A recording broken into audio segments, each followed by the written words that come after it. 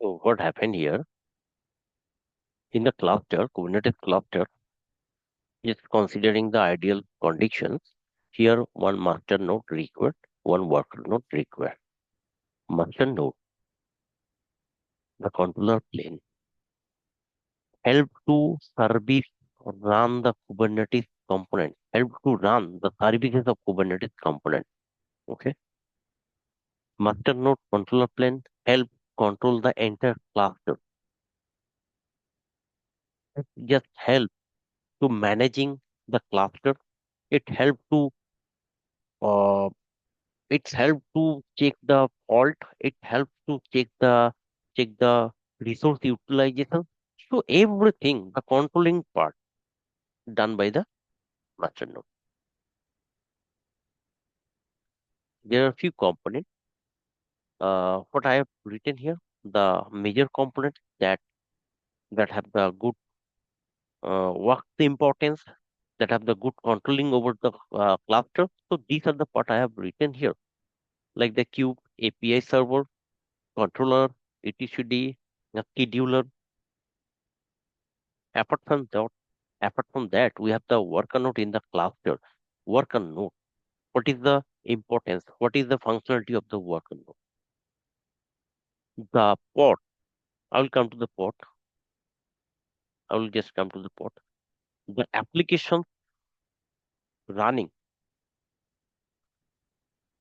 run the applications. Okay, deploy the applications. Basically, happen inside the worker node. So worker node help to run the application, and for that, worker node communicate to the master nodes every time. Okay. Now coming to the pod. Coming to the port, because port is the main functional area. Port is the things that helps to run applications. Only the port helps that.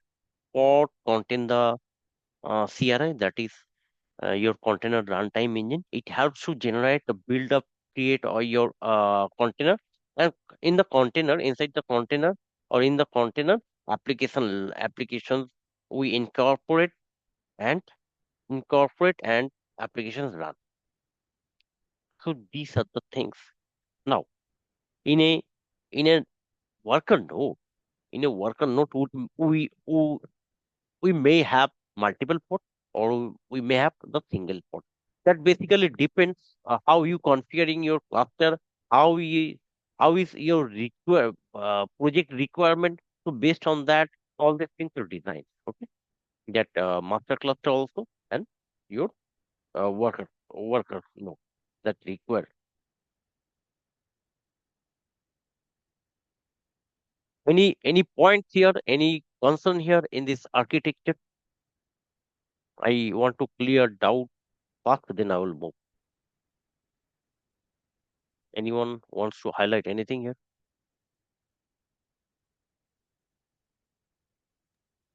How the API server connected, like master node to worker node? Okay. So basically what happened, API server is the brain of your cluster node, right? So any instruction coming from outside class, I just draw a cluster, you can see.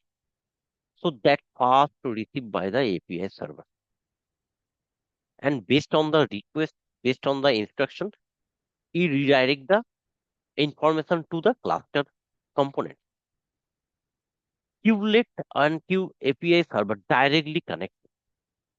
Means everything, each and everything that kubelet get response from the worker node ports, the help of worker nodes, the any requirement of port inside the worker node. That information kubelet sends in each 5 seconds and respond to the KPI server. But this is my port. Suppose the port name is port 1. Port 1 is good, healthy, working fine. It application working fine. So it's respond to the QAPI server. Again after the 5 second, again same thing. Means what the kubelet observing. regarding the port. Same information passing to the QAPI server. You getting my point? Apart Yes, from that, yes. apart from that, if any user query from outside the cluster, suppose any user asking regarding this port, that user want to check the port, what is the status of the port. So first that query comes to the QAPI server. QAPI server goes here, right? Because it is the server having all the real time database. So, and it retrieve the information and retrieve the information and provide to the user outside the cluster. Now, your query may happen as Qlet directly communicate to the QAPI server. Why the QAPI server asking the etcd? It can direct, it has the direct communication, so it can take direct information from the Qlet and directly through to the user. That may happen, right? As per the diagram. But it has the brain, but it does not have the storage. It does not have the memory. So whenever any information queue API server getting from cluster, that may be from this component, from this component, from this component, so it directly send to the etcd server. Etcd basically your database server, database cluster, and it's the information the etcd server getting, it's storing the information inside this server. So whenever QAPI server asking regarding that particular user query, it is the server responding to them. That QAPI server informed to etcd server maybe back 5 seconds as example. So that information etcd server sharing with that, and the QAPI server showing the information to the user as a print in your CLI. Okay. So guys, these are the architecture of the Kubernetes cluster. It might have a different scenario. As example, it might have three master node inside a cluster, three worker node in the cluster. Means three master, three worker node. That may possible. That may possible based on your requirement, where high availability required in the project. So there we increase the master nodes. Okay, maybe the volume of the uh, resources is very high, maybe require many pods, many containers, thousands container. So that time we can increase our master node. As you know, guys, as you are working on the telecom, suppose you have the high traffic in a particular area, so you are just adding a new card, adding your antenna, right? So that's why you increasing capacity of that particular site. So same way, um, we can increase the capacity of a cluster to adding master and the worker node. Okay, so each worker and the master node have some capacity, right? So like the we should give to the vCPU, memory, RAM, storage, networking. So all these things we need to provide. We need to give them to build up the master node or controller plane. Same way, we need to give to the worker node to build up your worker node, right? So there is some solution factor, some method, some design point that solution architect will provide based on the requirement. So these are the work background in background, right? So these things not concerned with us. We only learn about the cluster. We learn about these components, their functionality, how they working together, how they communicating. If any fault happened, any alarm event occurred, any event uh, triggered. So how the master cluster uh, manage that. So these are the things we will check and we will discuss. Anything else about the cluster?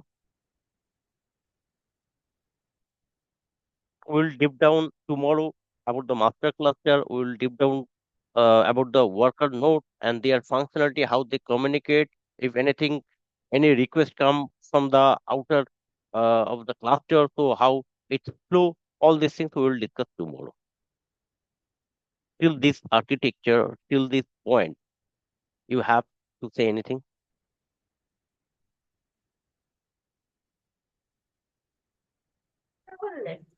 Yeah, I have one question actually. If any worker node down, then the traffic or application it automatically shifted, or you have to manually shift one worker node to another worker node? It automatically shift because we have a load balancer there, and whenever uh, we have many services, okay, that helps to divert the traffic from one node to another node, or one port to another port, okay. And as you saw, the point is fault tolerance. Just giving an example, auto scaling happened that time, okay. Fault load balancing possible, another was fault tolerance, yeah. Load balancing, yeah, fault tolerance. So that's why it has the zero downtime. Okay. Whenever you want to match it manually, it takes some time. Before that, you need to understand the this node is getting down or this node getting crashed. Okay. In between, it will take many times, many minutes. Many minutes will pass in this scenario. Then we will try to divert the traffic. So it is time consuming. So all these things happen automatically. There are few services that help to divert the traffic to the healthy nodes, healthy worker nodes. So there is a mechanism that I will show you tomorrow. Okay, guys. Thank you for Okay, joining. thank you. And the next session will be very interesting and very informative for you all in perspective of CKA preparations, in perspective of your interview preparations. Okay. Parallelly, I am trying. Parallelly, I am trying to get prepared for the interview. So I request, don't miss the class. Okay. Thank you, guys. Okay. Take care. Thank you. Thank Thank you. you. Bye. Thank you.